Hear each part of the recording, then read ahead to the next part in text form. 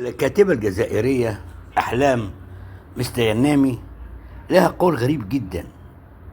بتقول: أنا لم أحزن أن مطربا بكلمتين اتنين بس أو بأغنية من حرفين حقق مجدا ومكاسب لا يحققها أي كاتب عربي نظر عمره للكلمات بقدر ما أحزنني أنني جئت المشرق في الزمن الخطأ. إيه الحكاية بقى؟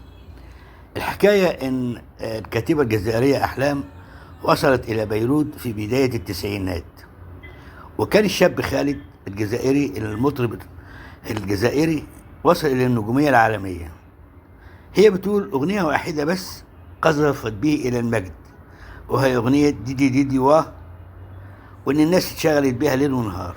وتقول على الموسيقى بتاعتها بتقام الأفراح وتقدم عروض الأزياء، وعلى الإيقاع بترقص بيروت ليلا.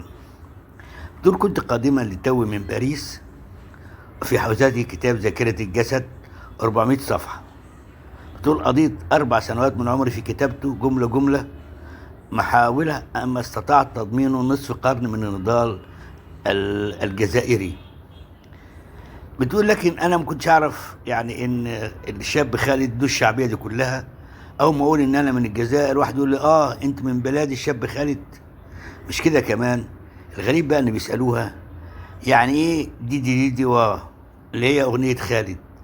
فبتقول: بعد بقى ما تعبت مش عارف أقول إيه، بقيت أعتذر لكل الأصدقاء والغرباء وسائق التاكسي وعامل محطة البنزين المصري عن جهلي وأمنيتي، وما رضيتش أقول لهم بقى إن أنا مؤلفة كتاب ذاكرة الجسد أو الكتب اللي أنا تعبت فيها طول حياتي. ما كنتش بقول كده، لأن الحقيقة كنت بشعر بالخجل من إن كل واحد يقول لي: هو أنت من بلد الشاب خالد؟ هي حزينة جدا طبعا إن وصل يعني لهذا المستوى، إن الناس بدأت تعرفها بمغني جزائري، وهو يعد الحقيقة من أبرز الأسماء في موسيقى الراي على مستوى العالم يعني. بس أنا حبيت أقول لك على قصة أرهقت كاتبة كبيرة وخلتها حزينة. تحياتي وخالي الشكر على استماعك.